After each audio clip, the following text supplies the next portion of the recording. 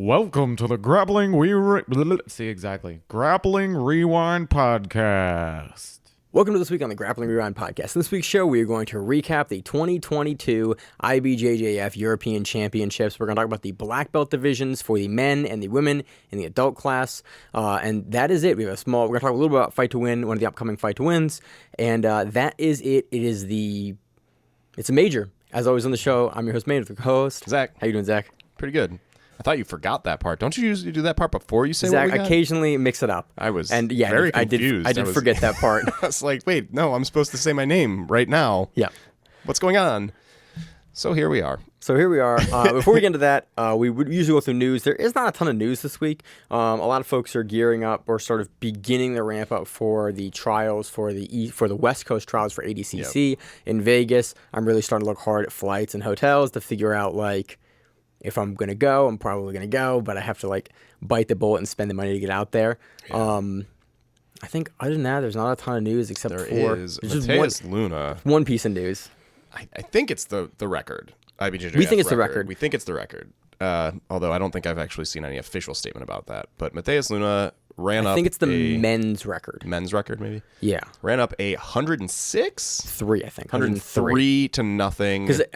Score. Because the score goes, the video is like 1 or 2 frames a second. Yeah. It's from the New Orleans Open. It's about an hour and 52 minutes in one of the mats. You can see it. It's like, it's choppy at best. Yeah, it's low frame rate for sure. So it's kind of hard to tell exactly what's happening. But you do see the score go from 98 to 10, and then because the video is so choppy, I can't exactly tell like where the points were. Somebody told me it was 103. I think Miranda told us. That it was the record and it was 103. She was nice enough to go find the video and give it to the chat because we were gonna go. Yeah, I'm not gonna go find that. But the whole thing is just Matheus Luna, guard pass, neon belly, mount, back take. Yeah. Guard pass, neon belly, mount, back take. So this is very funny. There's a couple people on the show that have listened to the show long enough that probably know about the long-standing discussion that Josh and I had for probably the first year and a half of the podcast, and it's, can you score 100 points in like a real competition regulation match? And Josh and I, years and years ago, went into the back mats of Baltimore BJJ, and Josh racked up 105 points on me in, like, I think a little over, like, 13 or 14 minutes. And we determined that, like, if I was, like, putting up resistance and, like, that it was difficult to do. Like, time-wise, it was difficult to, like, maintain that pace consistently of, like, working if someone's resisting the passes. And so this is sort of a very, very long callback to an early discussion that we used to have all the time on the show of, like, can you score 100 points? And Matheus Luna turns out you can. Proves you can if you decide to not submit the person halfway through or more through. He seemed to have some stuff pretty deep at multiple stages in the match. And hard to see again, but I'm pretty sure he could have finished at some point and must have just been like, I'm going to get the record now. Yeah, again, the video is choppy enough that Zach and I didn't piece through it because we realized that the video frame rate wasn't getting much, much better when we were watching, but it is definitely interesting this week, and especially it's funny to me because it's a callback to many, many years ago, a discussion that we used to have frequently on the show. Yeah, and that's what happens when Matheus Luna, someone that is world ranked, very good. Yeah, world class, goes to a regional open. Yeah, but it's funny, we have a lot of TOI guys that go to the DC Open. Yeah, and you see like Muhammad Ali and Shane. You're like I feel like you shouldn't be like a regular open. I feel like this is unfair to the rest. But you have to score your points and earn your points to get into the majors somewhere. And so, if you've had a couple months off or something like that for injury or something, and you just need to do it, you got to get in there. You got to get your points, or else you're going to miss Worlds. So yeah, and usually at Worlds we'll see like a couple. There's probably a 2-month period before Worlds where you'll see people doing a bunch of opens to get the required points in order to go to Worlds. So that's the only thing we have for news. Yeah. Zach, you got anything else? Nope, that's it. All right, let's move into the recap of the 2022. I'm going to mess the year up with first. I know I'm going to do it.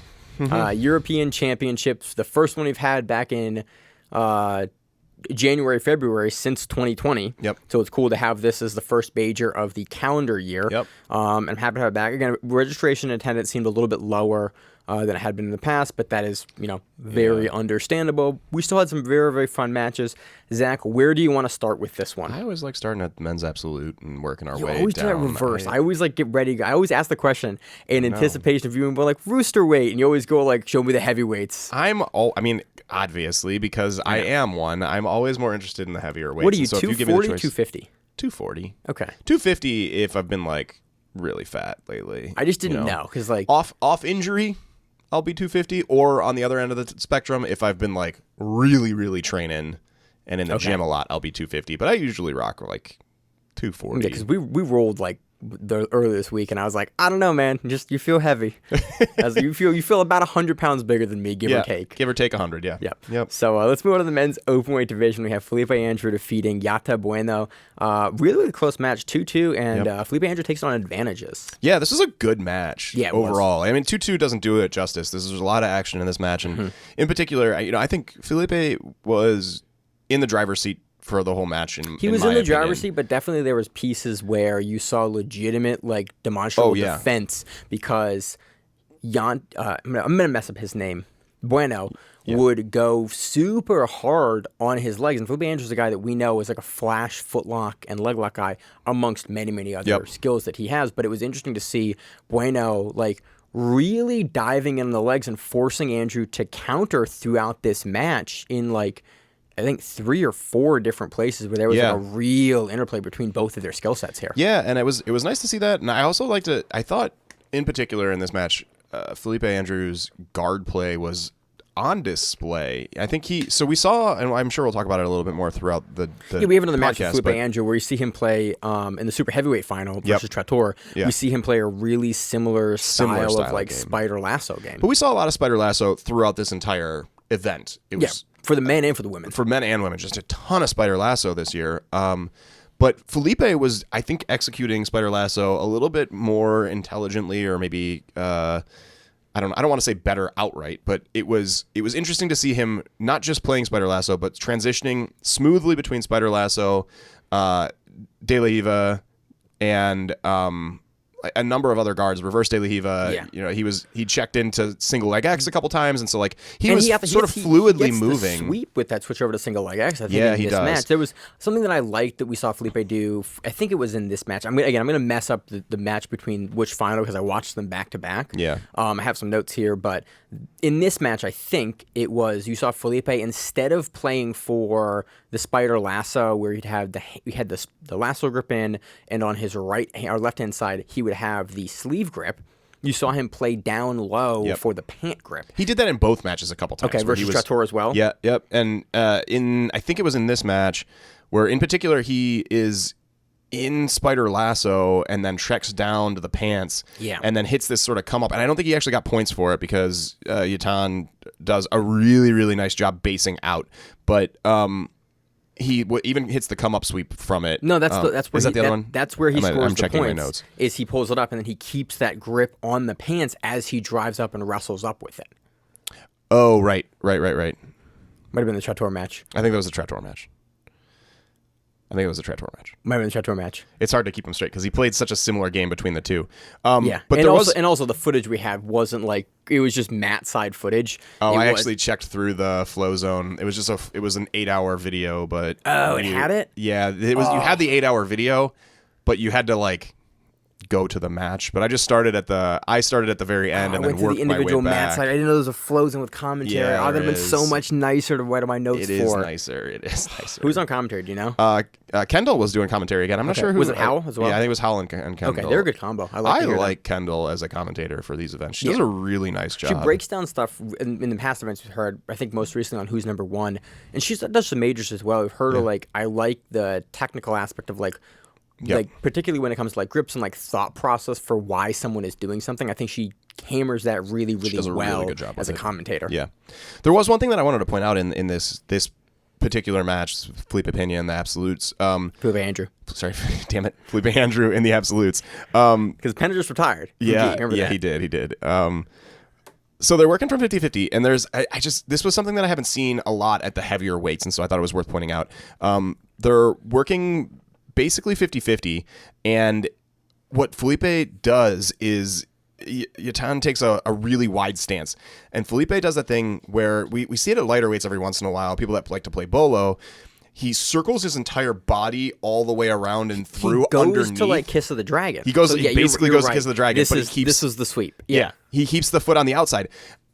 He keeps the foot on the outside and moves almost into like like he could have, if he wanted to sit up into it and attempt, he could have attempted a calf crusher because his leg is still inside, but his body has moved all the way out underneath. And I think Yatan did a really good job here where it's like his hips were far enough away where Andrew was in position to go for the calf slicer, kind of similar to what we saw ADCC trials Roosevelt Souza like 2 weeks ago or last week. One of the very recently we saw it, but Yatan was up high enough where Andrew couldn't get to his hips, and so he goes with his outside hand and he grips to the pant leg, and then he basically does a come up sweep on it because Bueno is like he can't square to him because he essentially has both. He has the dummy sweep grips from behind. But the nice thing about I think the reason that this works so incredibly well here, and the difference between this and doing something similar to this in Nogi, which we were talking about before. Yeah.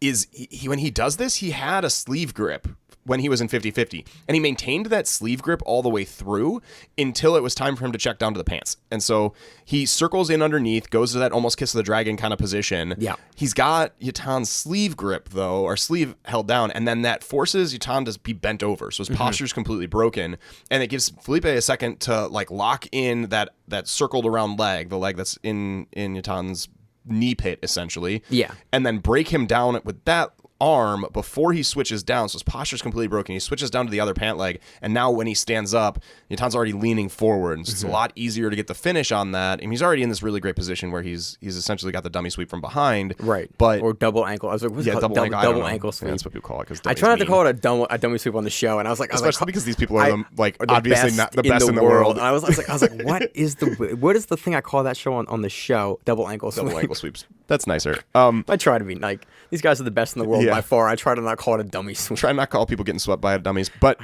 it's also what I call the sweep all the other times, so it's hard. Yeah, not on the show. But so that by the time that Felipe checks down to the double ankle sweep, Yatan's broken down. His posture's already broken, so he has to stand up and rebase. And while he's trying to stand up and rebase, his feet are coming off. You have to put both your weight in all your weight into your feet to kind of rebase to get your posture back to go out, or you fall completely over and Andrew's going to get up. And so he kind of rebases. He gets enough of a base, but Andrew's already lifting there and forcing the weight into the hands. And then Fellipe Andrew does another brilliant thing on this, like that technically that was really cool and something we don't see a lot at absolutes. I mean, this is open. This is the open weight finals. Like, this is the heaviest dudes. Yeah. Again, Fellipe Andrew isn't at the heaviest weight class, but again, this is the heaviest open weight class. We don't see it very often. But then after this, he plays really brilliant jiu-jitsu, and Yatan's like on the edge of the mat, and Fellipe Andrew keeps those two pants grips and drags him back 3 feet into the mat so that he can get his sweep points instead of dealing with out of bounds judges' calls and decisions. Yeah, that was something we have a lot of things. Or I have a lot of things always with these major events that frustrate me.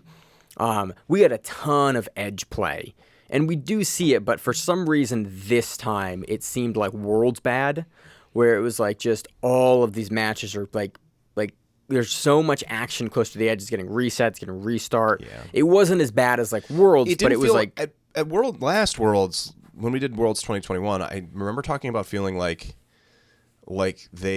people were intentionally using the edge of the match. Here it just felt like the mats were too small. That's what I mean. Like, it wasn't they weren't using it. It was just like this mat space was too small for black belt finals matches because it was like I thought it was the regular mat size. Yeah. I did not think it was the expanded black belt major final size. It was not, which was confusing to me because like there's a reason why you make that mat size bigger. And they didn't make it bigger, and it showed here where it's like the matches were the mats were a little small for them. Yeah, it felt a little small. Yeah. But I do think that the refs in this event did a particularly good job of resetting appropriately, and they would let things go off the mat quite a bit for these finals. Yeah. There were times where like they waited until the action stopped, even though people were 3-4 feet off the edge of the mat, and like. I like that. I respect that. I think that's the right way to do things, especially if you're in a normal mat size and not the black belt size. But so, things were okay, but there was a lot of resets. That was one thing that stood out to me particularly in this event is that edge of the mat seems. And then in IBJJF changed, to their credit, changed their rules with how they do edge of the mat. They're not like ADCC, which I think is by far the best way to do it. Yeah. But there was less of like immediate calls when they touched the edge. There was like a little bit more like, hey, we're not going to just give this to you every time. You have to like get out. Yep. And then when we're ready to call it as a referee, then we're going to call it. It's not this like hard and fast edge that it used to be. And I think that's a good rule change because, again, there's interesting edge of the mat play, and there's also where it's just like you're stalling on the edge, and we're seeing a little less of that, I think, with how it's being refereed now. Well, that's an interesting. I mean, it's not something that we have a lot to talk about today, anyways, I guess. But in my recollection, like back in the day when I was prepping for majors in like 2010. Yeah. No, I guess even earlier than that. Like 2006, 2007. That's when.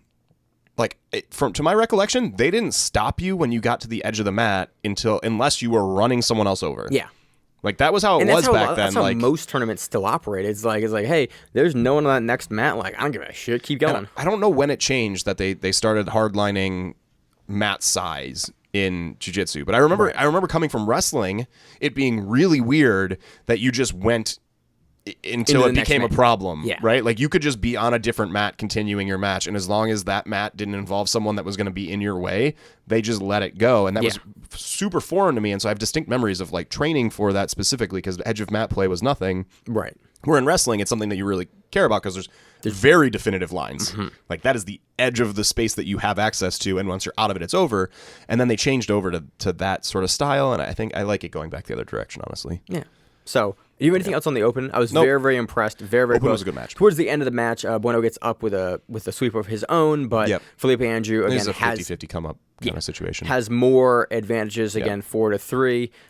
This was a fun match. I enjoyed this match. This is definitely one of the better men's open weights we have seen because we missed at Worlds like we have 3 years in a row. Yeah. So moving on to the ultra heavyweight division, a match and a guy that I was amped to see. We have Rafael Lovato Jr. defeating Guilherme Bacha via points 7-2. I'm funny aside here. For some reason when this match started, because I was watching the just the mat side footage, I had the notes wrong in my, and I had to go back and I had Lovato in the white gi, not in the blue gi, and then I got like a minute into the match, I was like, wait, Lovato. Oh, I have the guys wrong, and I flipped it, and I was so disappointed in myself. I was like, right, Lovato has a beard now. Yeah. He's had a beard for a while. Yeah. I'm just like, I'm not used to him with competing with the beard, and for some reason, the last time I saw him at Fight to Win, he was in a white gi, and I just assumed that's what I was going to see, and then I was like, oh no, that's wrong, and so I just thought it made me laugh. I had to redo my notes when I got it wrong.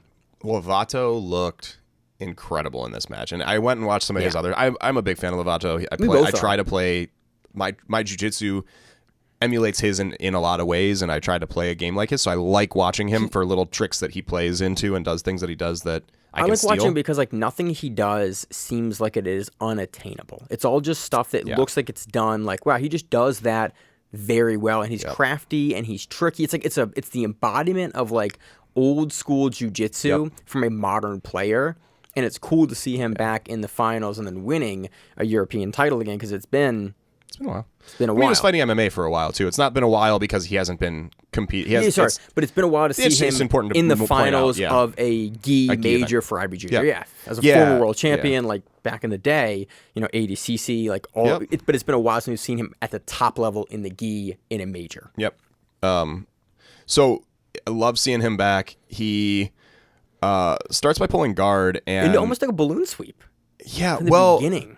Well, yeah, it is, right? But the thing is that like Guillermo was Guillermo was trying to do that over-under sweep, or over-under pass, but the version of it where it's not really an over-under, you have like a collapsed butterfly hook, right? And that is a great way to pass, but is also super dangerous if you're not perfect about it. And if you screw it up, you have to back out and let it go, right? And what I mean by screw it up is if I can't keep the leg collapsed, if for whatever reason they're able to get that one like butterfly hook type situation free, and I don't have it don't have their heel to their butt anymore. That leg, once that leg's free, you have to back out and you have to get back to your own base and you have to sit up. Because Lovato in this situation is working to get that leg free, and now once the leg is free in this pass, Guilherme is all the way to one side. Lovato has the leg on essentially the top hip, so he can basically force Guilherme to one side of his hip on the leg that Lovato has straight, and then Lovato can stand and push off of that butterfly hook because it's no longer trapped in his butt. And it's basically a very, very classic over-under variation here, or kind of almost a double-under variation, S-pass variation. There's a bunch of things you can call it. But once he loses that, Lovato does a great job getting his hips to the side and then reaching up and grabbing that overhook grip on the back of the belt. And the pants, or just actually for this, it's the belt. Yeah, it's the belt. And so he pulls up with that, and that elevates Guilherme a little bit, and it's enough for Lovato to stand and bowl him over, which is just I fucking love when people pass that way. That's the thing that I like. I was struggling in my notes to describe what that was. He just bowls him over. Yeah, he just takes him over. It's like, but like I feel like it's not a sexy way to get a pass. No. But it's not super floaty, effective, and I try to convince people to do it often. I get my hips high enough. I force your knees into your hips, so you're almost sitting on your knees, and then you don't have the mobility in your hips or legs to like get away from me, and you can just basically football tackle a guy over with grips, and again with a nice setup. But it was just, or even not. In this case, Lovato did have grips and a nice setup, but it's not always necessary. You don't need it. Yeah. It's funny. This pass, this particular. Like get up and just knock the guy over is something that we see a lot when I teach a lot of like really, really new people at the university club. This is something you hit people with very frequently because they're just not expecting you to just like do something different. They're expecting you to like play with them and do this, and I just go, I just knocked you over. Yeah. And they went, just push that's a thing that's possible. And it's very funny to see it, at all levels of the game. And I think that sticks all the way through black belt sometimes, right? People expect you to play the game, and then when you do things that are outside of the game that are effective and work, it's just like, well, you're not allowed to do that. Yeah. It was really interesting. Great sweep from. And not to say that Guilherme was that, right? He's probably understood what was happening, but at the same time, like it's a beautiful technique, and I love seeing it at this level. Lovato lands in half guard, and then moves into the same style of pressure passing that he does in gi and no gi. It's this high cross-face pressure, like leg floating kind of shit, and like he does it in particular. Because he holds the crossface, like he reaches so high up with his arm, but he's still able to have really, really effective crossface pressure, even when his face and head aren't like right on yours. It's really interesting. He uses his shoulder to crossface, and he controls his opponent's chin with his shoulder extremely well. And if you can do that, right, the whole point of the crossface is just make sure that they can't turn their face back into you so that they don't have the strength that they need to stop you from passing. The body follows the head. Yeah. And so you turn him away from you. And he does an incredible job with that high grip, using his shoulder to keep that pressure across the chin to make sure that they can't turn back into you. He does it it is interesting. He does it in a way that we see very few other people able to emulate. And I've always thought that the particular way that he does that crossface from so low is just not something that we see a lot of other people use effectively or be able to maintain for the duration of time Lovato was able to maintain it. And that's just interesting here. I can't imagine how awful it is to be passed that way because, right, you don't want to let the pass go, but even when even if I teach that stuff to like blue belts and purple belts that are of a reasonable size, and they start laying that pressure in, half the time I'm like, ugh, just go. Just pass me. Just pass so that I can like turn in base and then sweep you after. I don't want to deal with this anymore. And I cannot imagine what it would be like to have Lovato putting that pressure on. He in particular is extremely good at that pressure. Yeah. That's the game he plays. He's known for. And so he played that game well. He breaks the guard, but then Guilherme does a really nice job after he breaks through with that high pressure passing, not letting him get to, not letting him pass A, he turns, gives up his back, and then he does a really nice job not letting Lovato actually secure the back mount, and instead rolls through, secures deep half and then eventually is able to move from deep half back into a full guard. It was really impressive the defensive on sequence someone. was great. There was a really interesting foot grip that Lovato used where he went over top of the calf. He had one hook in, and on his far side hook, they were like both foot pummeling a little bit with that far side hook when the turtle was still active. Yeah. And it was really interesting to see like how Lovato decided to keep pressure there and like essentially anchor himself in on the top side of the body from the turtle, but without being able to get the hook in and knowing that he couldn't overcommit and lift his hip up to thread the hook in. So he decided to control over behind the knee and on the foot in a way that I don't see people do very often. Yeah. It was, again, that kind of consistent old school game, but with like these crafty little details in it. But that old school game kind of bit Lovato in the butt a little bit because as soon as all this happens, he gets back to half. Lovato goes for that very classic knee slide, like slide your knee into the closed guard to try to break. Yeah. Right? It's one of your first passes that you're taught as a white belt often. Yeah. You shove your knee into their crotch, essentially. No, but the issue with that is like a known classic, the old school counter for that is that the tilt sweep's always available when that knee comes in. And you don't see like kinks in Lovato's armor very much, right? And Guilherme hit this tilt sweep just textbook the way that it's supposed to be countered. He countered Kind the of knee like slip. the log splitter. Yeah. Yeah. Log splitter, but you don't stand all the way up. Right. Just slide it in from being. So, yeah. And so Guilherme hits the tilt sweep on Lovato off of it and gets the points for it. It was kind of baffling because you don't see that kind of stuff happen to Lovato, especially when he's playing his classic old school jiu-jitsu game. It's rare that you see Lovato lose points and things like that once in a while. Obviously, he's not or in fight undefeated, to win, but like right, Hulk's out of in fight to win, which is his first one back in a while. But like it's usually when someone plays a game that takes him out of his own game. Yeah, definitely. You almost never see Lovato playing his game and in control and doing what he wants to do, and someone else counter it in a way that's rare. effective. It's really rare to see that, and I was really impressed with Guilherme here because he saw an opportunity to counter and hit it.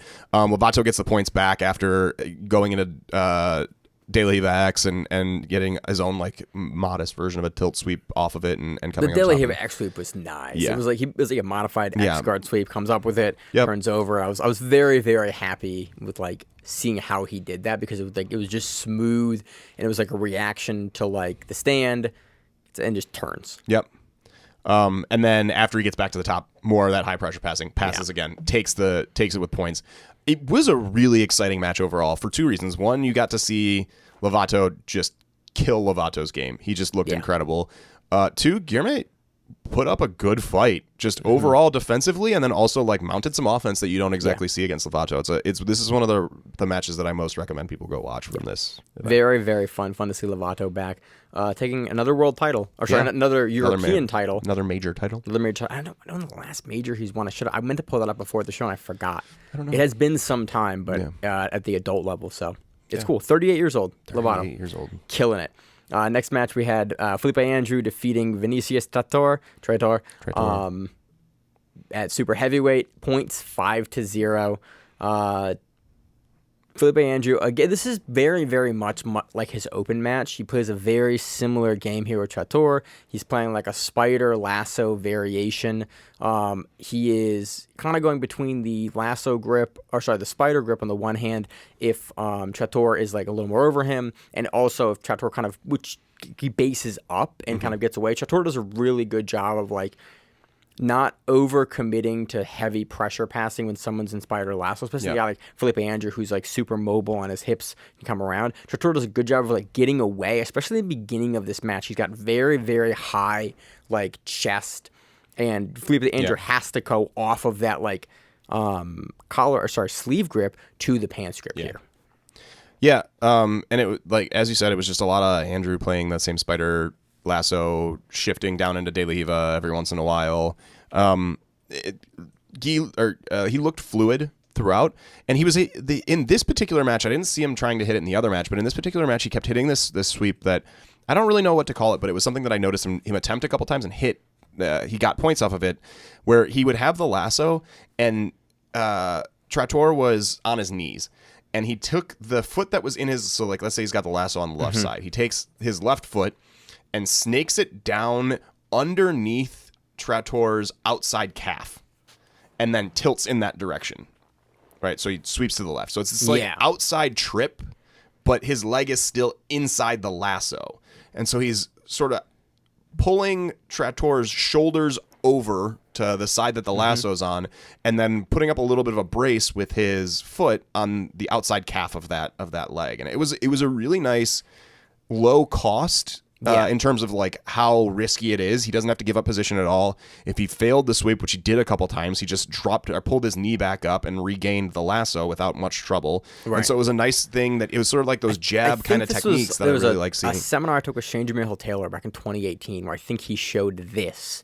Oh, really? Yeah. I've never seen it taught before, but it was a really interesting lasso seminar from a couple of years ago. Again, that's not really in my game, but I recall like it specifically being like low cost, low like risk. You can just retain the lasso if it doesn't work. Yeah, and I wish that I played a little bit of lasso because I love low risk things like this, but I don't. But yeah, it was a lot of sort of passing attempts, and then Fellipe Andrew hitting that kind of stuff. He attempted that sweep a couple times, failed at it, but eventually it was low risk, and eventually he hit it. Yeah, and then he ends up in like a leg drag, like an outside leg drag, and he just like he's very diligent. He gets up top of it, and then he just sort of like shuttles Trattor's legs. Well, he really intelligently waited for about 3 seconds in that weird lasso until it was considered a guard, which I don't know what kind of guard that was, but it was enough that it was, I think, considered a guard. And then he was able to pass that because Trattor was all tied up and twisted up anyways. And so it was smart for him to wait those couple of seconds, though. Yeah. Because if he doesn't wait, then it's just a sweep and he doesn't get the points for it. But he was able to hold that position for just enough time for that to be considered a guard, get his points for the sweep, and then move to pass, and he racked up a couple more. So it was late in the match anyways. It was like the last minute, I think, of the match is what happened, which again, we'll get into this. A lot of the matches could have been 5 minutes. Yeah, a lot of these matches. There was like some of these, and later we'll get into them. I have 10 minutes of this, like this match could have been 5 minutes. Yeah. We think. This is a thing that, I mean, we can talk about it now. This is a thing that happens when you see an event where a lot of people are playing Spider and Lasso, because Spider and Lasso are extremely good defensive guards, but if the person on top does not feed into it and doesn't pressure in the wrong way that allows you to set up your sweeps. If the person on top doesn't make a mistake and doesn't overcommit their weight and is diligent about their grip fighting and their foot placement, then you get into right now in the current kind of meta of Halo Jiu-Jitsu, stalemates. Yep. Where it's like, I can't really sweep you, you can't really pass me, and one of us has to overcommit or make this kind of not egregious mistake, but like fairly big overreach or overreaction for us to get something going. Yep. Most of the time. And I liked Fellipe Andrew in this sense because he was the only person that I saw really transitioning between the lasso into other guards that are a little bit more willing to let go of the spider grip. Yeah. And that's what a lot of people were unwilling to let go of like a top control on the collar or the sleeve or something. And Fellipe Andrew would kind of let you go and he'd let you work. Yeah. And he also was, again, in matches with other guys. It takes two to tango in these matches. Yeah, sure. They were willing to pass and willing to try to push forward and put up offense and not sort of sit on their heels and wait. So, that's I'll get more into this later because I have a couple matches that have the note this could have been 5 minutes. We'll talk about it then. But we did see, we saw a lot of spider hand fighting kind of shit. More so than we've seen, I think, in the past. Yeah, we saw a lot of lapel guard last year. 2 years ago. 2 years ago, yeah. And now this year was definitely the year of Spider Lasso resurgence. Euros, yeah, for sure. So moving on to the heavyweight, we have Adam Wordzinski defeating Dominic Bell, 2 points. I love Adam Wordzinski's game. I really talk about it. I try to emulate a huge portion of his game. He is probably the guy, one of the probably the top 5 guys that I have studied his game intently and to see how it changes. Interesting pull here immediately, not into a butterfly next, into a Bell was smart here though too because he pretended it had to be an intelligent pretend, right? He pretended to double pull. Yeah. And then came to top right away. So he clearly knew Wordzinski was going to pull immediately and he was like, I'm going to pull when he pulls and then I'll come to top because I want to be on top anyways. I think these guys have faced each other a couple of times. Oh yeah. And I forget the result leading into this, but I knew going into this match, I was like, these guys have met before. This is not like my first time seeing your game. They've been in the same division a lot. Well, also Wordzinski's game's not everyone knows it at this point. Yeah, even if you haven't BJJ Scout 2014 knew it. Yeah, and everyone watched that and was like, oh, it's really cool. All the stuff he does that not a lot of guys are doing right now. But so he gets the ad for double pull, which I thought was really intelligent. That was all I wanted to point out there. I think Andre was in Bell's corner. Yeah, he was. Because I could hear him on the broadcast, and he was giving him, again, as always, Just incredible. Just incredible advice that's always just mastery of the rules in a way that few other coaches, you can hear them communicate to their athlete on the mat. It was really cool. impressive. I think one of the Langacker, you could hear versus the Espen match again, that was also giving very, very good information as well. There's a couple of them on the mat side footage that I heard, but this one in particular, to hear just like what Andre was telling Dom when he was like before he was down on the points, and then what after he was down on points, like how to get that match back, was really interesting. Kind of an insight into like more of Andre's coaching, that he is renowned by many as like one of the best mat side coaches like in the sport. It's cool to hear him. I was watching the flow zone, so I didn't see any. I didn't hear any of that. But it was really interesting to hear. It was, again, everything was like, yep, I cannot think of a better thing to tell him. Yep, I cannot think of a better thing. Like what he was telling him to worry about. It was. If you're interested in Andre's coaching, it was a very interesting match to go back and listen to, because he's like right near the camera, so you can hear what he's telling Dom. That's awesome. I love when that happens. Yeah. So after that double guard pull, Wordzinski starts playing the game that he wants to play. Right. He has this like crazy sequence of events and guard transition types of guards that he's transitioning in and out of in between. So he starts with his butterfly, which we always expect him to be in. Well, he starts with the De La Riva, with like inside De La Riva, and Bell immediately flattens it. Right, even like way before, right at the beginning, right after the pull, flattens it out, Yeah. and I was like, ooh, Wordzinski get past here, and then he's able to elevate up, and goes back into the butterfly. And that's where I was thinking things like his offensive sequence started, but you're right, he did initially try to get into that De La And this is something, Riva. again, as a guy that watches, like, I try to emulate Wordzinski's game. I really enjoy and like his game. This is something that I have seen, because you can't pull a butterfly on someone. You have to pull to a longer range guard. And Wordzinski's answer to this is, cool, I have to pull inside either reverse De La Riva or De La Riva here, and then you will have a reaction, and then I will recover to either an X guard, a De La Riva guard, or a butterfly guard. And he does this when Dom gets his hips low to come back into his preferred guard, which is now the butterfly guard. Yeah. So he gets into that butterfly in an intelligent way, then elevates, moves to X, and tries to move into the traditional X guard sweep. So like the stand and base kind of situation. But Bell does a really, really good job basing out and extending himself in a way where the traditional X guard sweep doesn't work for Wordzinski, because he has, and really I don't think that this is a defensive technique that can work for most people. I think Bell's an incredible athlete, and he was able to extend himself out. He's basically doing the splits and stayed on top, and it was really, really impressive.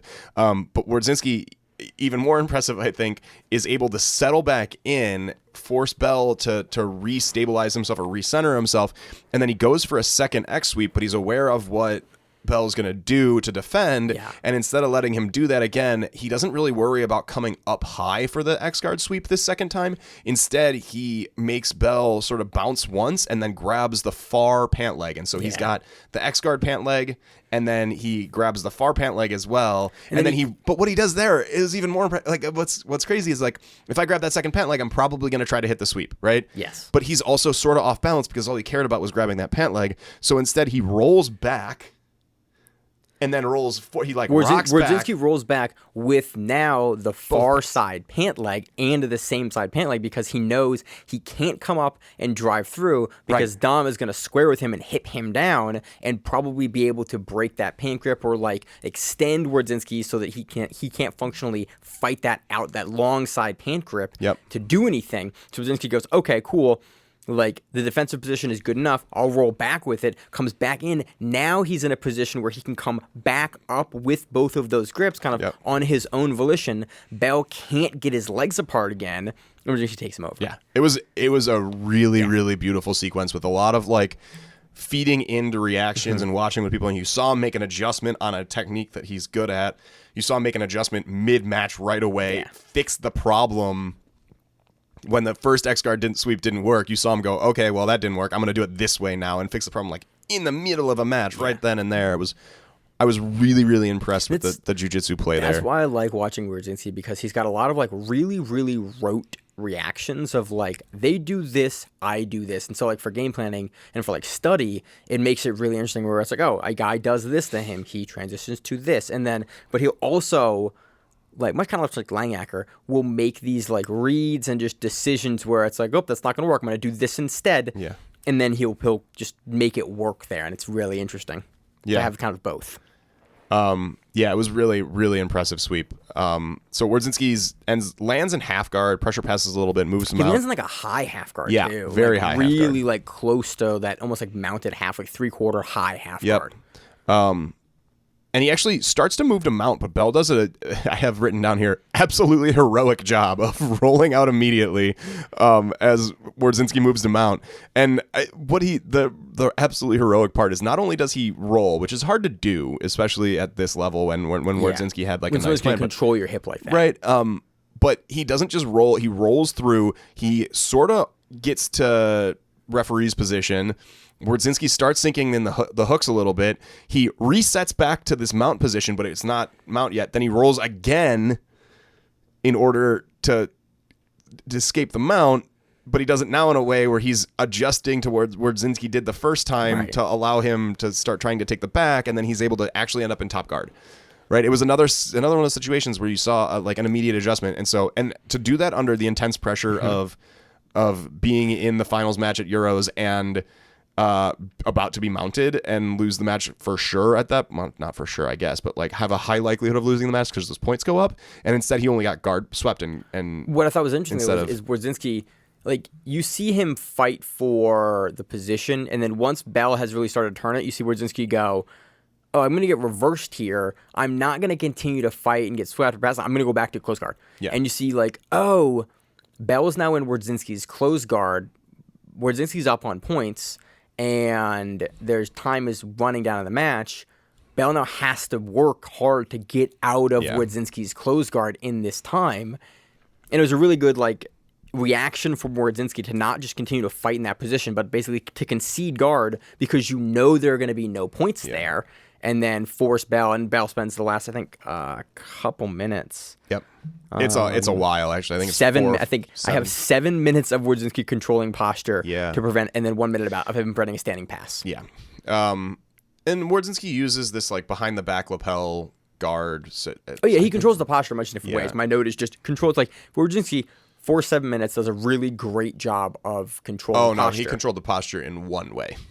Yeah. He took the lapel underneath Bell's armpit, around his back, and then grabbed it on the other side of his head, which is so hard to deal with. It's such a hard position to deal with. And there's a lot of really good offense from there, and Wordzinski was setting it up, but Bell was aware that it was there. Yeah. He can't do much without opening up holes. That grip is so hard to break because functionally it works like an overhook and an underhook on your cross side. Yeah. Depending on like how they hold it and what they do with it, you can either pull. So what we're talking about is with this jacket and the skirt, if you take one of the lapels out on the one side, you pass it over someone's back, and then on the cross side shoulder, you hold it, and you hold it over that shoulder. If you pull forward on that lapel, it functionally works as like a hook grip on the back of the tricep and overhook. You can pull them forward. If you pull down on it, it functionally works like an overhook or like a foot grip on the back, posturing down. You can also lean it to the top of the neck and the head and force them to have to posture out of that. And it's just like, it is such a good controlling posture. And because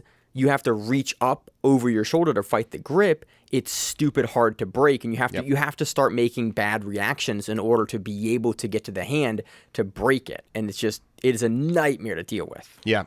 And so Wordzinski plays that for about 7 minutes. And he was mounted, he was attempting offense off absolutely. of it. Like, and that is a guard that can be offensive. He wasn't like racking up penalties. No. He was like occasionally he was moving. He was doing things. Just both players knew what was happening. Mm-hmm. So we ended up with 7 minutes of that, but Wordzinski, incredible performance for the first 3 minutes, racked up points, a really nice sweep, almost passed, made the smart decision to drop into closed guard, and then played that out to the end of the match and ends up winning. Yeah. Very, very fun match. Again, I always like watching Wordzinski. Yeah. On a personal note. Medium heavyweight division, we have Bruno Lima defeating César Soule via 2 points and 0 advantages. Yep. Lasso versus double under. That's the match. That's the match. This could and have honestly, been 5 minutes. It felt like Soule was. He looked like he knew. I mean, he clearly knows what he was doing, but he looked like he was waiting. It looked like the entire match he was playing defensive and wanted to execute in the last minute, and he did. I'll give him that. But it's a black belt match. It's a 10-minute match. Yeah, it's a 10-minute like match. That is, for my taste. Again, it's the guys playing to the rules. I don't want to. When I say these things, I'm more so making a comment on the rules and how they are done, not on how an athlete chooses to engage in them. Yeah. Like always, and I always really want to make sure that comes through on the show, because it's like you can do whatever you want as an athlete on the mats, as if you're playing to the rules in a way you think will be successful. It is not a commentary on like your play is bad or correct or anything. Sure. It's just a commentary on like, when I'm watching this, I wish that the rules were constructed in a way to make these sort of matches not be able to happen in this way. That's because a great way to put it. I want to see more from both guys at the final of a major, like the Euros. It's a big, important major, and I wasn't able to do it because the rules let guys like sit in this position and like work for position, but trying to pass. Agreed. Trying to yeah. see. I have a lot nothing of else. pass attempts and wins on ads from those pass attempts. 2 ads. 2 ads. Yeah. 2 ads in a 10-minute match. Yeah. So that's the match. That was medium heavy. On to middleweight. Tynan versus Langacker. I you will were like, watch this fucking match. This was a match. This is the opposite of the last match. Man, this match was exciting. Well, I will watch these two fight. You said the finals match was like, this is my match that I thought was like the barn burner match. Oh, absolutely. No, I meant that was a match that I would recommend people watch. This is the match that I would recommend people. And honestly, we've seen Tommy and so middleweight Tynan division, before. we have Tynan Daupra defeating Tommy Langacker via armbar. In like the last minute, I think. Was it that late? Or maybe last 2 minutes. It was a long enough match that it was exciting, and I think it was the last 2 minutes or last minute or last 2 minutes. But we've seen these two fight before. This is the world's final rematch, I think. Actually, I don't remember now. I should remember. Yeah, that. I do not know. I think this is the world's final rematch. I know Daupra took worlds. I'm pretty sure it was against Langacker. I think you are triangled him, right? Yeah. Okay. Yeah, I think you're correct. And I will say that if these two are both pretty young still. Langacker's been around a little bit longer, but is Langacker young? He's not. He's been around. I mean, he's been on the scene for 3-4 years. Oh, no, more than that. Oh, really? You continue while how old he is. Whatever. I will watch these two fight over and over and over again. I hope they stay in the same weight class and they are both competing in finals for the rest of eternity because these matches are so exciting. Yeah. So in this particular match, Tynan pulls guard and aggressively starts going for tilt sweeps repeatedly. And Tommy does a really, really good job scrambling to keep the top, but Tynan wins in one of these. 26. Yeah, right. Okay. 27. 27. 27's young enough in jiu-jitsu. Like, he's got 5-6 years left. A lot of right, Lovato 38. Right. He's got a lot of years left. And Tynan is very young still. 21 maybe? 21? Something like that. Young. I'm excited to see these two fight forever. Yes, me too. So it starts off with I wanted to describe this opening sequence from Tynan and Tommy with some like technical detail, but it was just such a beautiful series of scrambles that it was hard to really describe anything that was going on. But it's worth watching the first minute of this match because the scrambling, it's not just scrambling, it's like sweeps repeatedly that are all part of a scramble, and so there's like these inversion sweeps that happen a couple times, both guys back and forth. This match is great because both guys are willing to play jiu-jitsu. Oh my god, yeah. And were they ever? Like this is one of the reasons why I really, really enjoy Tommy Langacker, because Langacker will take risks. Dude shows up to fight. He shows up to fight, and like he takes risks. And that's partially why he loses this match. But he is almost always exciting because he will do things in matches that are like ill-advised if you're going to look at like what most of their top competitors do. But he is not going to have I hold you in 50-50 and like look for the tilt. He's not going to give you that match, and I appreciate it. Yeah, I love it. So outside of that opening sequence being incredible, I'm constantly impressed with Tynan and his I guess wherewithal or his ability to recognize what's going on. I don't want to call it jiu-jitsu intelligence because he does play a really smart game, but the things that I'm most impressed with about Tynan are the things that are like subtle recognitions. And so in this particular, the end of this sweep, the end of this whole scramble series, Tynan sort of pulls Langacker over top of him, and it's not really an inversion sweep. It's sort of like it's it's like sort of an elevator sweep situation where he pulls him back over top of him. Yeah. And Tommy turns in midair, and then he lands on his hip. And so the two of them are like face to face, sort of hugging, and both of them are on their hips. And what Thiessen does, he can't see their feet because Tienen's head is on top, so he can't like look down and see what's happening. But what Thiessen does in this particular situation is he takes his own foot and he hooks it underneath Tommy's ankle. So Thiessen takes his foot and hooks it underneath Tommy Langacker's ankle just fucking long enough to make it so that when Tommy tries to lean on that leg to come to top, he can't get that foot to the mat, and because he can't get that foot to the mat, he can't come up, and then he has to reset himself by dropping his own weight down, and then when Thiessen feels him drop his own weight down, Thiessen comes to top, and he gets the sweep from it. Yeah. And it was just, it's the kind of thing, like, how, I'm so impressed that he's able to feel that that's happening, to snake his foot down in underneath in a way that, like, you can't teach that shit. That has to be just, I recognize where our bodies are and how this works and how to stop him from coming up. And that's incredible. The best way. That's why these two guys are so fun to watch, because you see Daupra make that. It's like, no one ever, like, I would be flabbergasted if someone had, like, taught him, oh, have your foot here so they step on it. Like, that's something that he knows to do because he knows what Tommy has to do there. And he can get in front of it first to get the reaction that he knows is going to happen because it's best practice from Langacker to pull the foot back so that he can basically force Tommy to base back. It's just like, you can't teach someone to do that. They have to understand what's going to happen and do that for themselves in the moment. And Tienen's ability to do those little things might be the best in the world. I mean, it reminds me of like the Mendes brothers because again, but in watching their game, it's like they just made adjustments during what they were doing. It's like, oh yeah, I know you're going to do this. You're going to have X reaction.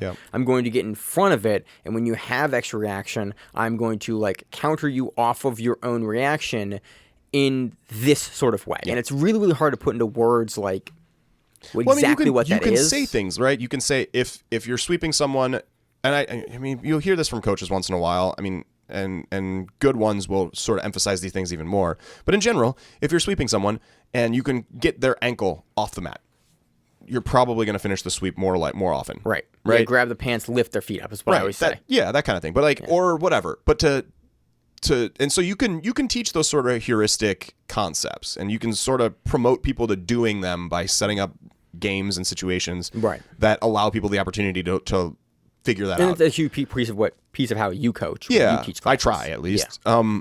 But for Thiessen to not just recognize, to finish these sweeps, I need to keep his legs off the ground or keep his ankles off the ground, but to have the wherewithal to be like, I can't do that with my arms, so I'm gonna snake my foot down there and use my foot to do it, man.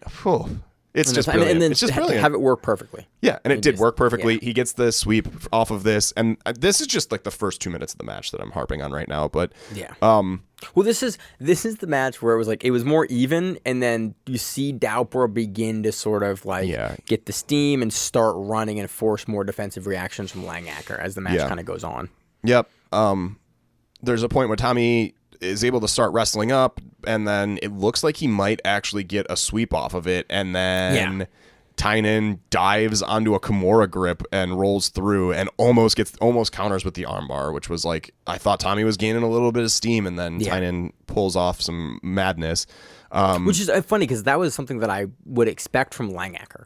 Like, that is what we love Langacker for, because at any point, we've said it years and years, at any point in time, Langacker can pull a rabbit out of his hat. Like, he's a guy that is so, like, much like Fellipe Andrew, but in like a different kind of more explosive joint kind of locky way. Fellipe Andrew is super, like, will like catch you slipping.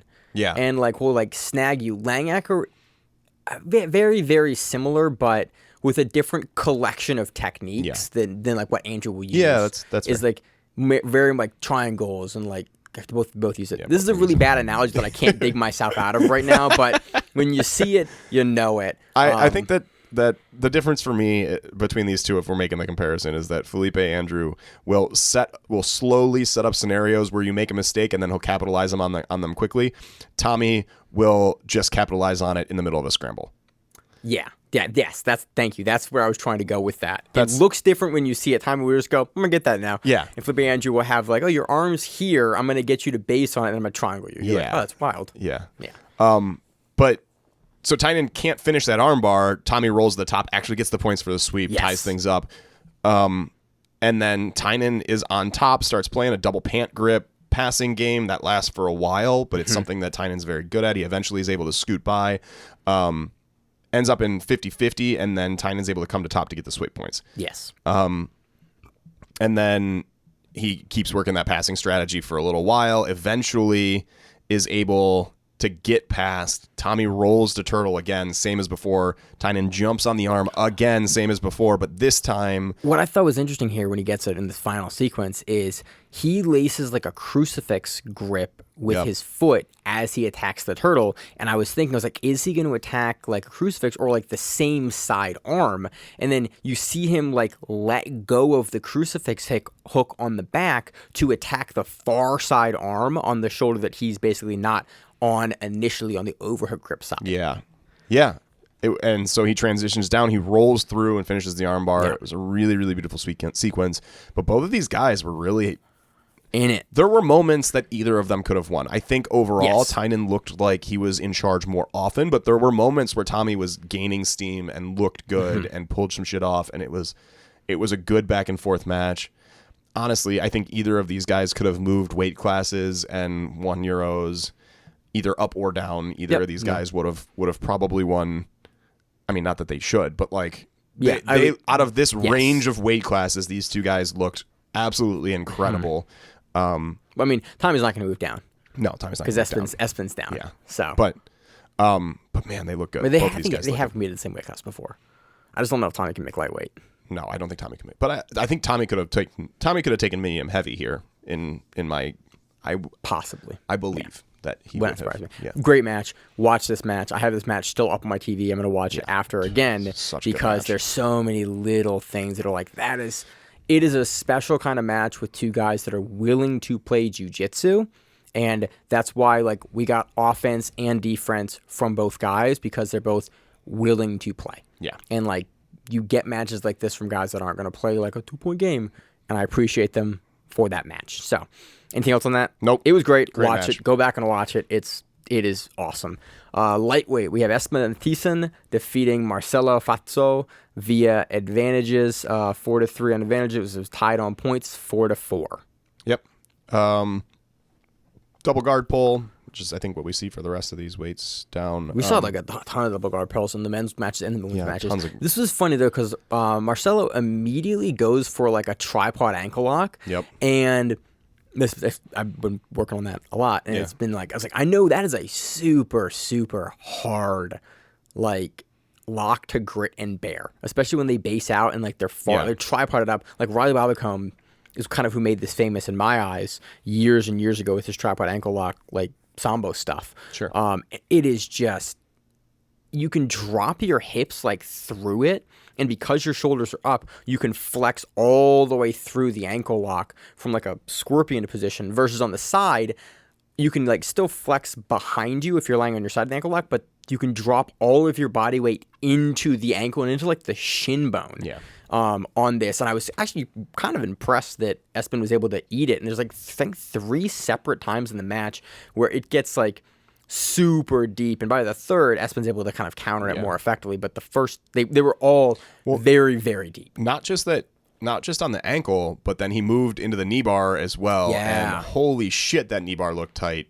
Like I don't know if it wasn't a finals match at a major, and Espen had been making that face, I think they probably would have stopped it. Like it looked Deep. It looked deep, and ugh. it looked like Espen was gross. in serious pain on it, right? Like he was grimacing visually. You could see it, but doesn't tap, holds on, and somehow is walking fine afterward. Like I don't understand I love how how featherweight and lightweight had brutal knee bars that it didn't tap to. dude, crazy. But yeah, Espen doesn't tap. He's grimacing a ton. Yeah. But then he gets his own toe hold, and then they roll off the mats, and so then it's 2 points awarded for both of them, and they go back to neutral.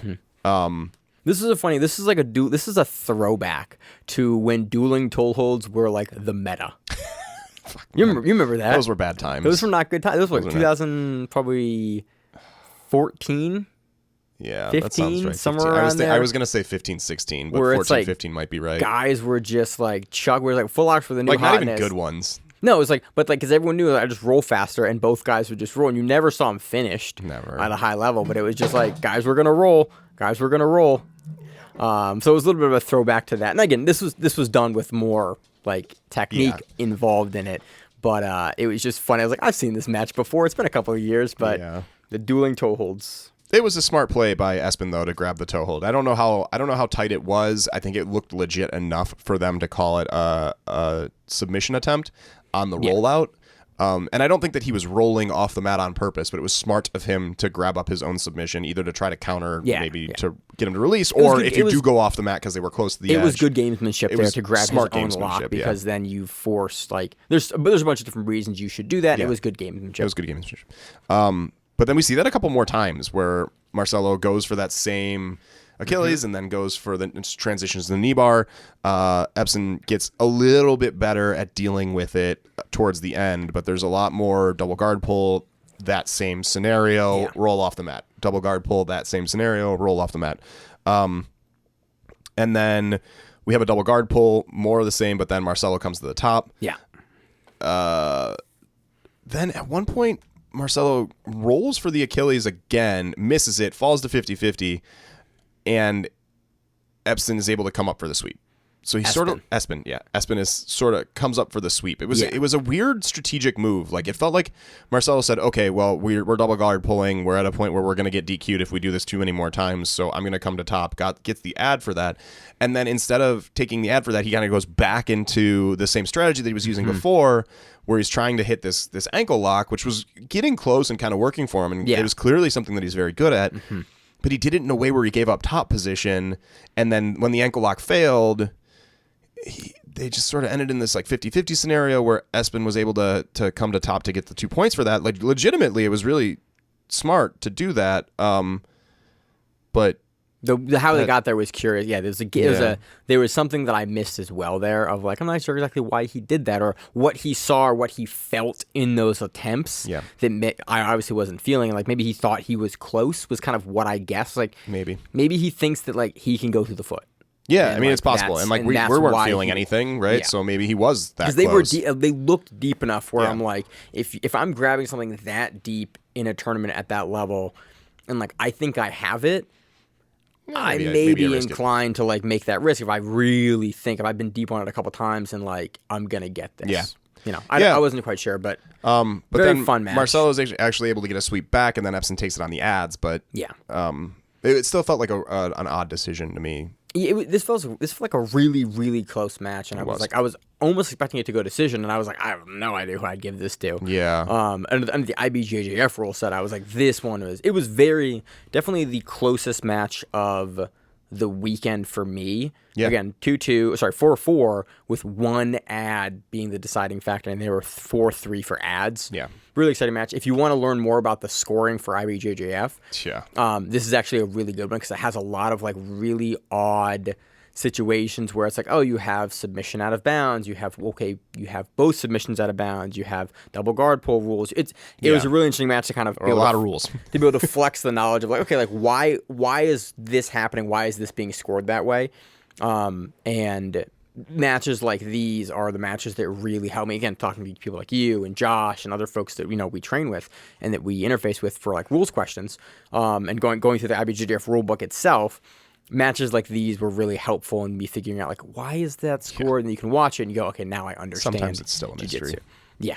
I had a couple notes that was like, why did they score like that? Yeah. Where it's like, I think it was reffing issues where they were giving points and then calling them back. That happened a couple times. That happened a lot in the finals, and it always upsets me when it happens. It's like, that should be like a super rare But thing. also, I get it. You want more eyes on the mat, and if the mat side judges all vote that it wasn't a thing, it's not one person's decision. I get it, but it's like that shouldn't be happening frequently at the world major event for like one of the 4 Grand Slams. Like, It should be rare, and it happened repeatedly this weekend, and it shouldn't. I think that it's fine if they continued the system exactly as it is, but what I would like to see maybe is something like ADCC does, where the points don't go up by one person raising their hand. That's the mat judge. Instead, it's ADCC is the best way to do it by far. Yeah, it's a group of people that all make the decision on points like that. Yeah, but it's all behind. Like you see the points go up when you see them go up. Yeah. You don't see a person make the call and then other people be like, nah, not that. Yep. So I'm sure it's the same discussion, same arguments, same discrepancies happen at ADCC. But ADCC also will have a discussion versus like IBJJF kind of makes a call and we kind of go with that. Yeah. So whatever.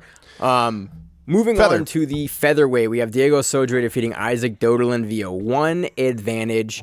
How much of the match do you want to go into? So I will say Doderlin was in the driver's seat for this entire match. Sodre was playing a very borderline nauseatingly defensive. He's very defensive. Defensive spider guard, right? Yeah. Lasso spider the whole time. Super defensive. 9 minutes of defensive. Doderlin was doing his best to break through. He couldn't do it, right? So like there is that. He wasn't able to break through, but it didn't look like Sodre was making any attempt to even like take advantage of Doderlin pressing forward. Doderlin started getting really risky about 2-3 minutes in. Yeah. Because he had to. Trying He to couldn't do get something anything. He wanted to get an ad off of something, so he got increasingly risky, which is what you should do. I think it was smart jiu-jitsu for him to get increasingly risky, and couldn't pull anything off because I think largely because Sodre was playing a purely defensive game for those 9 minutes, and then with 1 minute left, Sodre inverts to attack the knee bar, which was a nice attack. Very nice. It was a very nice attack, right? Like I really appreciated the attack. He goes for the knee bar, grips the lapel under the leg, and moves the 50-50 lapel. Stands up off of the 50-50 lapel. Isaac's able to keep his balance, so he drops back to the knee bar again, a second knee bar in a slightly different way. It was like a lateral knee bar. Yeah, it was like, at the end. It was a lateral knee bar that was going through the end. Isaac was doing a really beautiful job keeping a straight face and not defending, but not defending. I think that it was. You could question whether or not there was any real defense there at all. Yeah. In terms, because the IBJJF rule is that a submission that requires defense is scored as an ad. Yeah. So if you don't defend it and you don't tap, it's not an ad. Right. And I think that you could argue that Doderlin didn't defend, but they did give him the ad point with 3 seconds left. I think he did defend. I mean, it's probably with how he moved his leg and turned his leg, and like it was. I think it is the bare minimum defense that you need to have something be considered defended, but he didn't do nothing. He didn't do nothing. Sure. But it's like it was definitely a weird thing. This also thing had to be sorry. Let me get ahead of myself. This also had a really interesting decision at the beginning. Initially, Sodre pulls, and Isaac basically picks the leg, or doesn't pick the leg, and it was one of those weird gray areas for IBJJF for 2 points. Essentially, if I touch your leg and you pull guard, I get points for a takedown because I initiated. I watched this 3 times, and I went close. I could see how they didn't give Doderlin the points for it because they initially gave it and they waved it back. I think if it's close, you should give the guy the 2. Yeah, I as my thought. I'm in favor of that. That's not how the rules work, but they waved it back. I am not sure if that was the right call, but it was interesting because the mat side referee, the on the mat referee, immediately gave the points, and it was some time to have it waved back, and I just thought it was interesting. And I went, and rewatching it, I was like, I'm not sure that was the wrong decision, but I don't know if it was wrong. I don't know if it was right. It was very, very close. Yeah, and I just wish that it was there was grips and stuff. It was tight, but it was interesting. Sodre takes that via the 1 advantage. After it, this match could have been 5 minutes long. It could have been 5 minutes. But the only thing that I need to say is it was 9 minutes of defensive play, and then really nice jiu-jitsu for 1 minute. And that was disappointing just because these matches could be 5 minutes. Because we know that you get the very rare match that can ever run the full time. Yeah. They're like, man, 10 minutes they were just going. It doesn't really happen. You get a lot more matches like this where it's was 6 minutes, 7 minutes, 8 minutes of waiting, in the last minute or last 40 seconds, or last 30 seconds are really good, interesting jiu-jitsu where both players get to show off their game. Yeah. And the 10-minute match makes us have 8 minutes or 5 minutes of that not happening versus AJP with that shorter match and their more aggressive stalling penalties. you see much more good high-level jiu-jitsu actually played and more risks taken versus I'm going to sit in your guard and force you to try to do a thing while I force you to play my guard game. Yep. So, moving on to light feather, we have a closeout between Paulo Miyao and Thiago Jorge. I think he gave it to Thiago. Thiago got it. Okay, yeah. Give it to Thiago. Give it to Thiago. Again, Cicero Costa, they're doing what they do at light feather. Roosterweight division, we have Thiessen Soares defeating Wenderson Goncalves via a choke from the back. Yeah, this was a fast one. Double guard pull. De Silva comes to the top. Thiessen comes to top after a stand up from De La Riva. Thiessen hits an amazing crab ride back take, just textbook, step by step. It was great. It was just very clean. After he moves through the crab ride back take, which was, you can like look up a YouTube video and see exactly what he did because it was by the book. Yeah.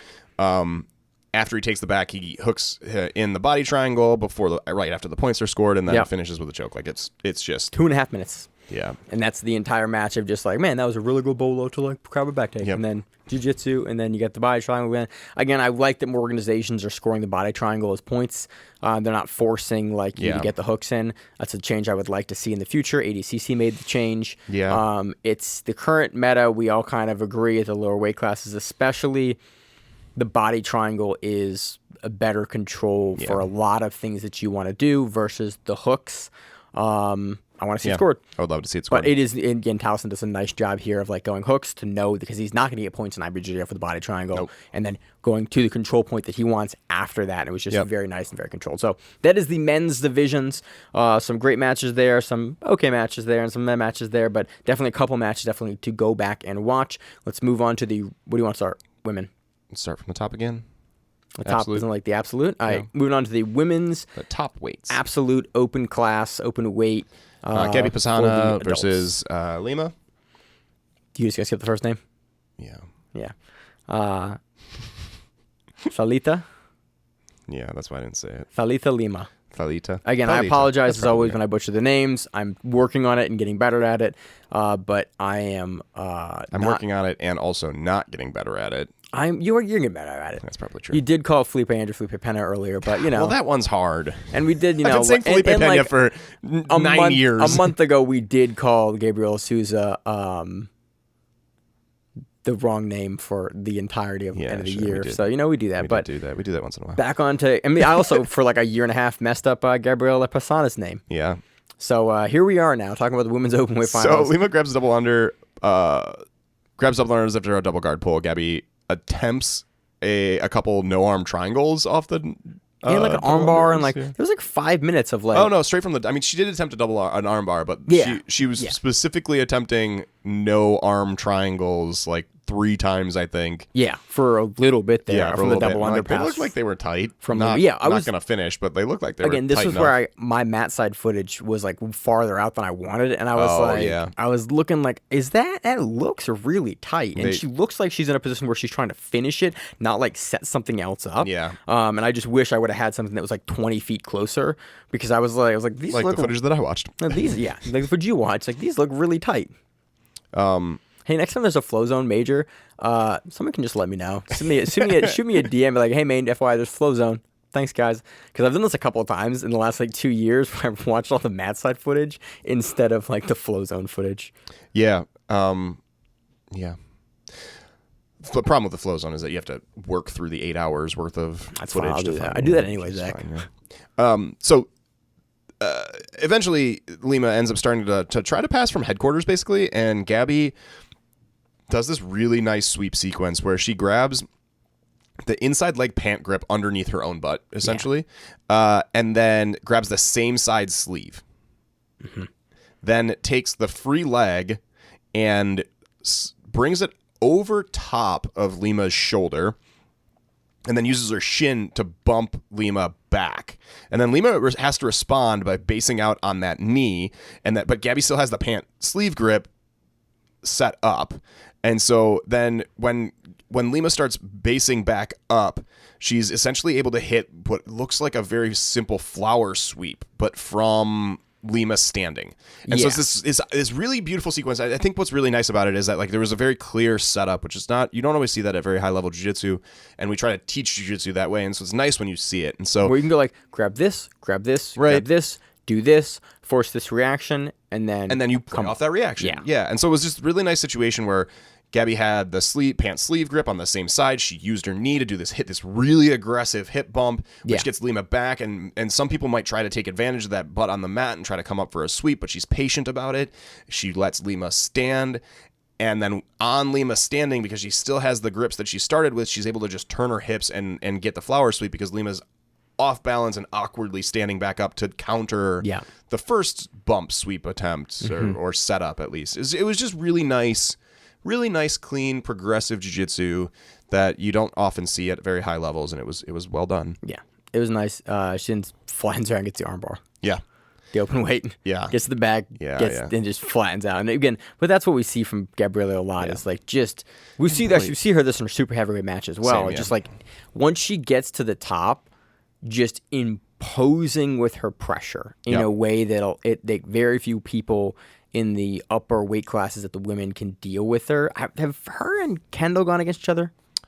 I don't know. I don't know either. It feels like a match that should have happened, but I'm not sure. It does. I don't know, but Pisana on top is just so heavy, and you can see the way she takes this armbar. She just like flattens Lima out, and Lima is unable to make any sort of base or get up or really get off her face, and just gets flattened out and just armbar. And it was just like a really crushing armbar finish in the open. Looked nice. It looked nice. It looked nice. Gabby looked really, really good. Yeah, and she has. She has. This is 2 years now. Did her and Gianna trade at Worlds, or did she take both? I can't remember. At Worlds, Gabby took both. Okay, that's what it was. Yeah, but historically, I think they're like 5 and 6 with Gabby up, or 5 and 8 with Gabby up, or something like that. Okay, I think Worlds might have taken it to 5 and 8 with Gabby up, because Gabby might have been up, or something like that.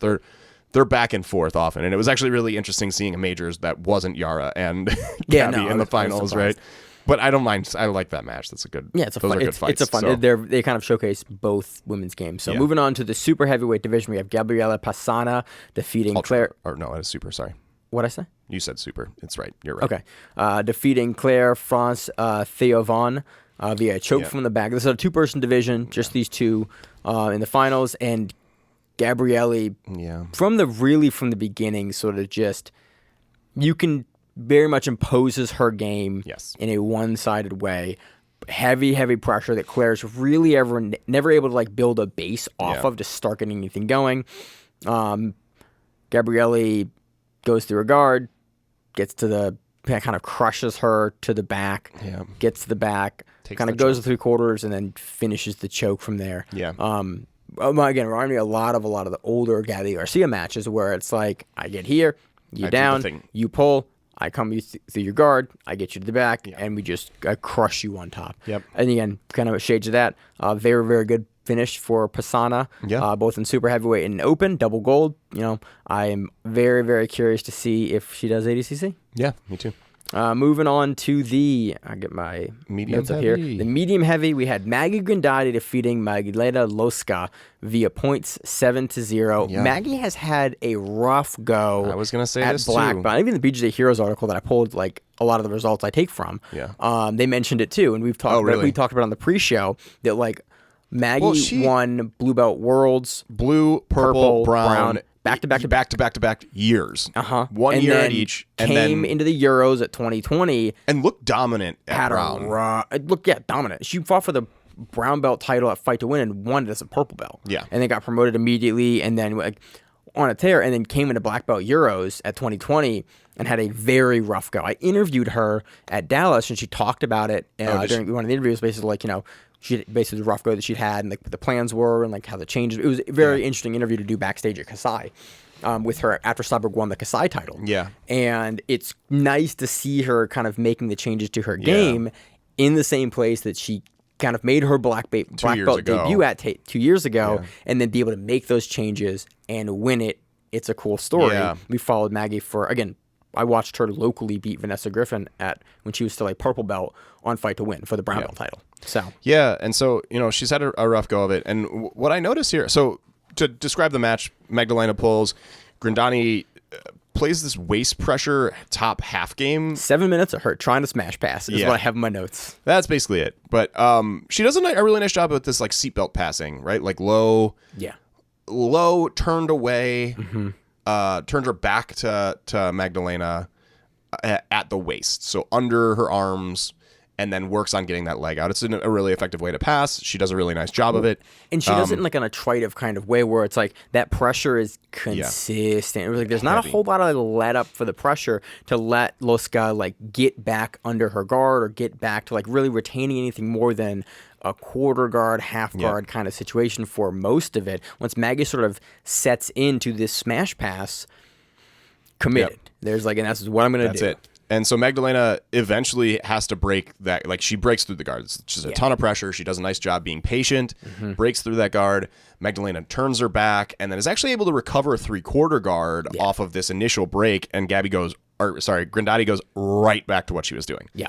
In the exact same way, that same heavy pressure, pressures through, and is eventually able to like rise up to a crossface, shoulder crossface, lays heavy into the crossface, does some really nice leg pummeling, gets her foot free, ends up in mount. Basically passes directly into mount, gets the 7 points, lead. And then that is it. She gets bumped over into guard, which again, very similar to what we saw Wordzinski. Like, cool, you got 2 minutes left, and you're in someone who's up 7 points guard. I can hold you here and stop the pass because I'm a high-level black belt. Good luck with that. And again, to Losca's credit, she works. She does. She works. She tries, but it's does too a great job of keeping the posture down for the remainder of the match. Takes a clean 7-0 win in her first major black belt title for as a woman. First major title as a black belt. As a woman, Jesus. She has a bunch of major titles as a woman. Yeah. But it was nice. It was nice to see. She looked different coming into this match than we've seen her in the past, right? All of those matches at majors where she's struggled, you've seen her come out looking a little nervous. Like I don't know what it is, but you can tell when a person's nervous to be on the mats, and she's looked nervous, and I think she maybe, I don't know, right? Like if I were in that position, did so well at blue, purple, brown. It's a ton of pressure. It's a ton of pressure. I would be nervous about that, and then you fumble a little bit on your first one. That gets into your head a little bit. This is where I would be. Not saying that it was her at all, but that's what I would be doing. And it looked like this time she came out just ready to fuck people up. Like was calm, happy to be there. She was really patient in her match. There was a lot of. There were no mistakes here. Yeah, no mistakes. It was a really great match to see. Her take a title on. So after the struggles earlier in black. So bringing that up, I think that we're going to see her at the top of the podium a lot more often now, given that I think there's been a mental shift for her. She looked. I would not, especially being at that room in Fight Sports with Cyborg and all the killers and Michael Gavald's there now. All the folks that they have in that room prepping for ADCC. Fight Sports qualified 6 people at Brazilian trials between the two of them or something. 4 at one, 2 at the other, I think, or something like that. Like. I think it wasn't all the Miami Fight Sports, but like that affiliation, that room under that tutelage, is putting people on the podium frequently. And Grandani is again more of the same for that. So moving on to the middleweight, we have Thalima. We have, I said it earlier, Thalita Lima defeating Aaron Johnson 8-0 on points. Johnson pulls guard. Lima works heavy double underpasses and is able to clear the pass, keep Lima flat to secure the points. Comes up to 50-50 sweep later in the match, but then is able to just rack up some points throughout. That's really what I have. It's just very, very much Lima pressing forward and Aaron Johnson like trying to kind of maintain and get back to a position that she can begin to work off of. But Lima does a really, really good job just consistently shutting all of that down and then continually scoring when she's able.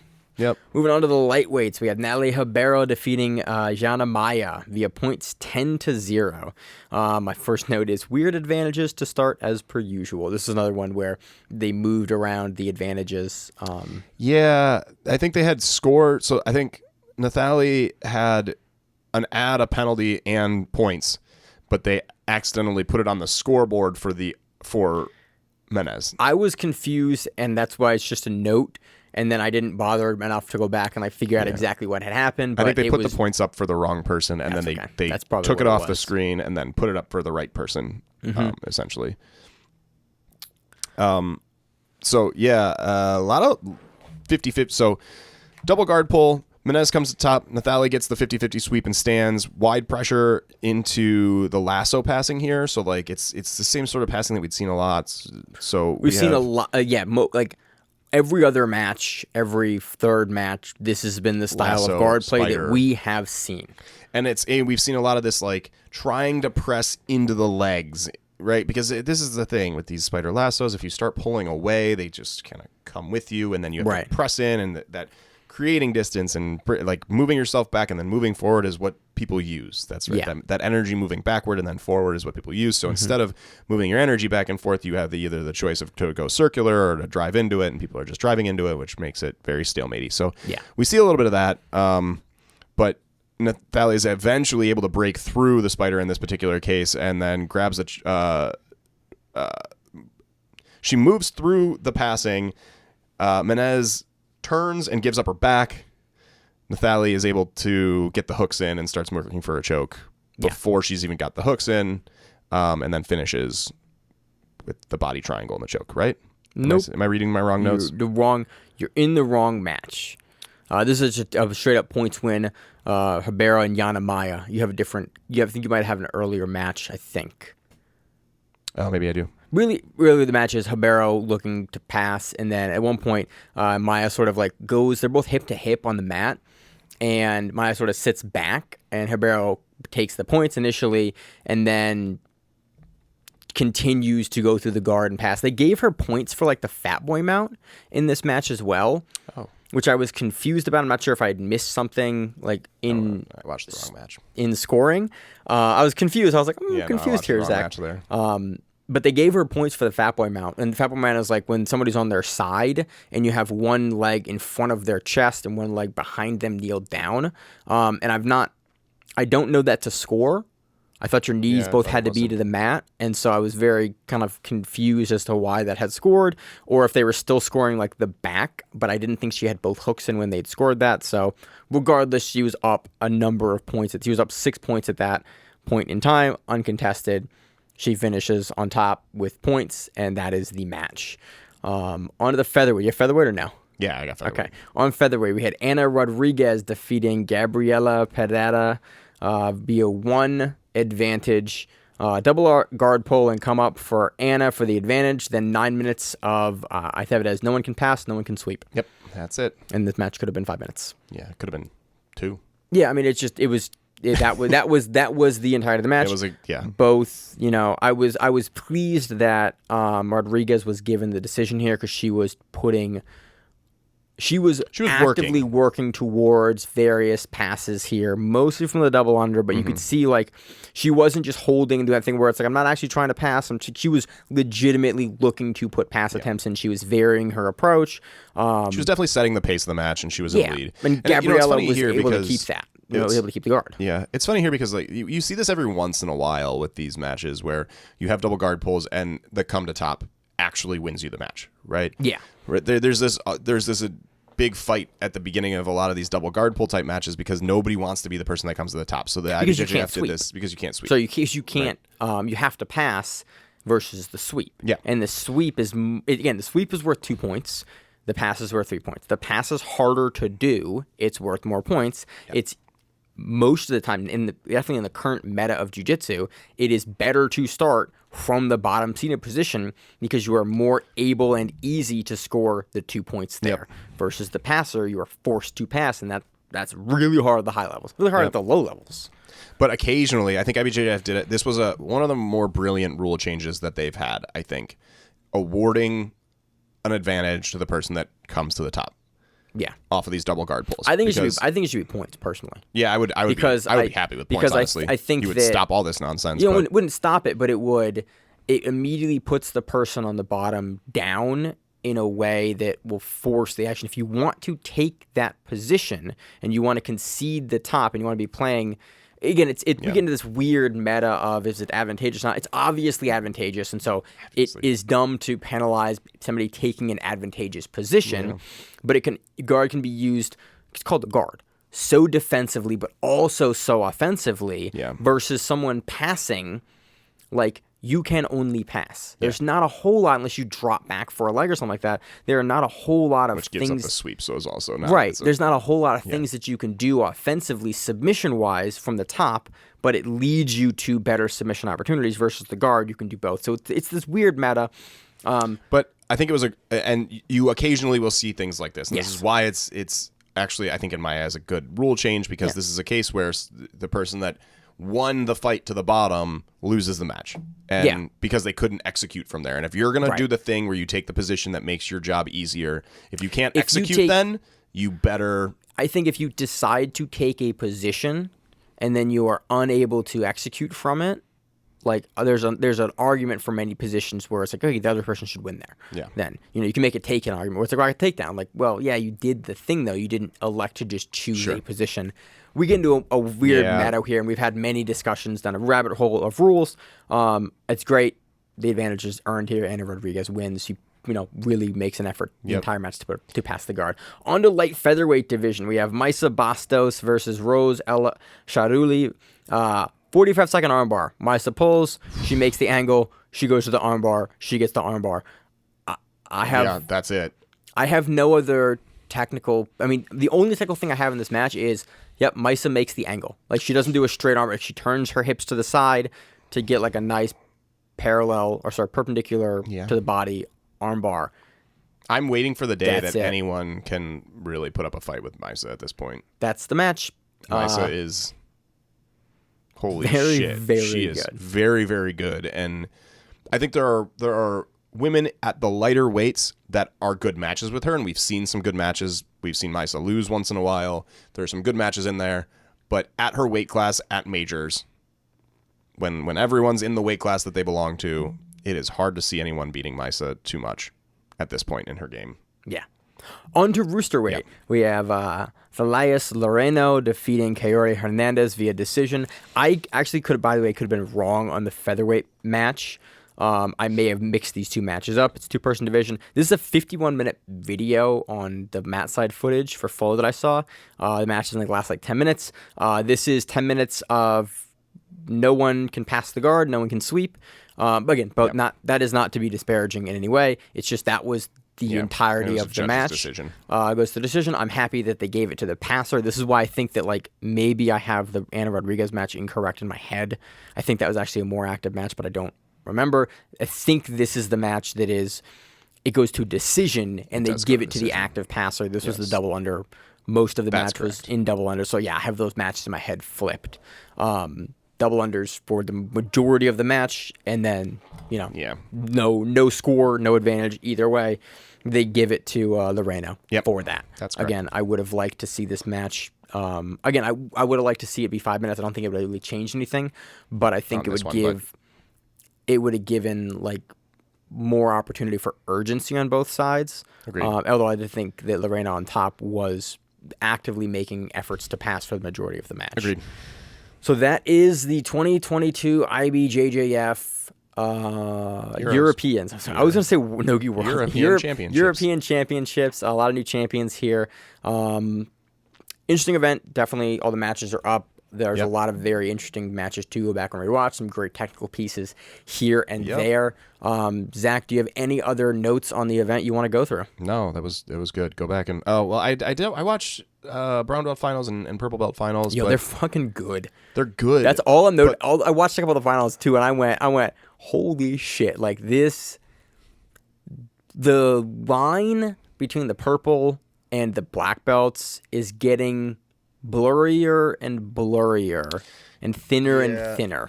At least at the finals level at these majors. Yeah. I wouldn't say across the board. I think it's getting wider and wider. Oh yeah, wider and wider average across but for the these board. guys that are for the guys that are winning purple and brown finals at majors, those guys are. Yeah, we saw some black belt finishes at brown that were like, that guy is doing techniques that we are seeing done equally as well at the black belt level. He's playing his black belt game, obviously, as a brown belt. incredible level of talent on Showcase here. I don't have as much. Down. I watched them all. I don't have as much to say on them because I usually look to Purple and Brown for trends, but I think a lot of the pandemic has fucked a lot of that up. Yeah. Right. I used to watch the finals for Purple and Brown at majors because I thought that they sort of give you an idea where the meta is going to end up going, because I think those guys are really developing their games and they're who you're going to see in 10 years at the top, or 6 at this years, point, or 4 or 5 years, or 18 months, or depending a on year, depending on the right? guy. Yeah, 18 months. But it looked like a lot of what Purple and Brown were doing this time round was the same as Black, and maybe it's a Euros thing, although the guys that we were seeing in the finals were not necessarily European guys. I mean, a good deal of them were, but they're guys that we see at Worlds too, Yeah. It wasn't like European exclusive people there, but just a lot of Lasso and Spider, which is interesting to see that making a comeback at such a high level. But I also was seeing it. We saw a lot of Brown playing Lasso and Spider as well. Yeah. The brown belt finals, I noticed a little bit more sort of come up sweeps off of it, a little bit more wrestling up than at the black belt level. Seeing more wrestling up now, and I'm seeing a lot more positions where people are willingly, like, instead of just grabbing the cuff of the pants, we're seeing a lot more people elect to get that and then go to a body lock and up and knee pick up in a way that it wrapping the lapel under the leg and keeping the leg up with the lapel like that. But yeah, I'm seeing much more. I'm seeing more wrestle ups, broadly speaking, in more of the matches I watched. That it was like that was more of he wrestles up, versus nowadays then he uses this position to wrestle up into the pass, or into the sweep. And that was interesting. Yeah, that's what I noticed. But there wasn't any like big sweeping, there's a huge trend that I noticed in this. It was more of the same that we were seeing at black belt, and so maybe that changes in the future as people get back into a little bit more of a rhythm. But yeah, that's all I got. Yep, it was fun. Coming up this next week, we have Fight to Win, I think 195. I do not know what city it's in. Zach and I looked very briefly before the show as I scroll past it. Yeah, 185. Zach and I looked very briefly before the show. There's not a card out for it yet. Not yet. They've been fun. That's all we have next week, so it should be a really fun show. We'll get to dive more into Fight to Win and some super fights. I have really no outro other than... Yeah, that's that. Yeah, that's good. I'm trying to redo my house, which has been great. You're trying to redo your house, which has been fun. Yeah, I thought it was done. Zach and I both been coaching a bunch more recently, so that's been fun. Yep. I'm finally getting to take more of your classes, which I have enjoyed. Yeah, I'm up to coaching like 3 times a week now, which is the most I've done ever. 3 days a week. I was doing 4. Back in 2018, 19, and 20. I was doing 4 days a week, and it's a lot. I'm down to only like 2.5 days a week now, which is nice. It's a nice little. It's letting me focus on me a little more. And Maine got his groove back. I do got my groove back. I'm feeling good. Doing jiu-jitsu. I'm having much more fun now since honestly post back surgery. Yeah, like shit's fun that again. makes sense. I'm just not like hurt all the time in regular ways. Yeah, I coaching as much as I typically, as I've gotten older, I've realized that I can't usually train 4 or 5 days a week anymore. So I've replaced some of my training days with weightlifting. Yeah. And my limit has usually been 3 days a week that I'm actually training, and I might have to go to 4 so that there's a day that I'm just training and not coaching. Yeah. I'm at 6 or 7 days a week right now. That's training. In the podcast day on Monday is usually the day I don't train. But I'm looking at the clock. I'm like, I can still make training. It's almost 8 o'clock now. Like, I can make rolling as I have like an injured elbow right now that I can't feel my fingers. You don't even want to coach because it hurts. Yeah, no, but Zach, this is why I'm dumb and why I'm injured when I had back surgery.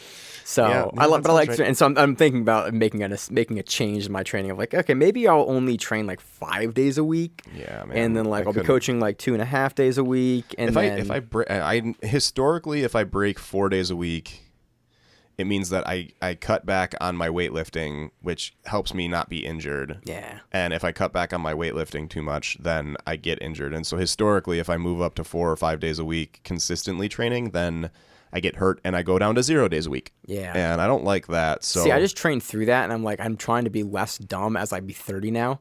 And we're getting there. I'm slowly making life changes. I want to aim to not be as injured as I've been the last 5 years. Yeah, that seems like a good idea. Yeah, but I also like to train and work out a lot, which is like I'm reevaluating, reassessing like how injured I want to be in my life and like trying to make some positive changes. I would like to be able to carry the groceries in when I'm old as shit. So yeah, that's not going to happen if I was getting hurt at the rate that I was.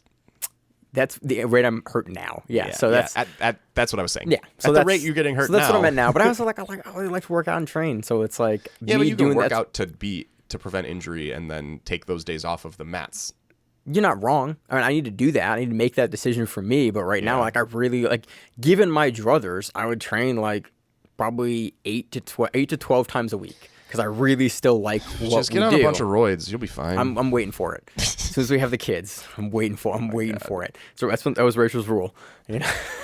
Jesus Christ. So, on that great I'm gonna make fun of your titties so hard. On that great note, as always in the show, I'm your host, Maine, my co-host, Zach. We are the Grappling Rewind. To see on the mat, whatever it is. Stay safe. If you like the show, please consider sharing it on Facebook with the folks at your gym. It's the best way that we grow the show, and we really appreciate it. You can reach out to us on email. We also have Instagram. We have Facebook. We have Twitter. We have Google+. Until that shuts down. We have a website. If you have an event you would like to have us cover, please let us know. If you have a name, like most people do, and you'd like to have us stop butchering it, let us know. Reach out to us. The show is also available on YouTube, Spotify, in addition to iTunes and every other podcast service. We very much appreciate your time, and thank you.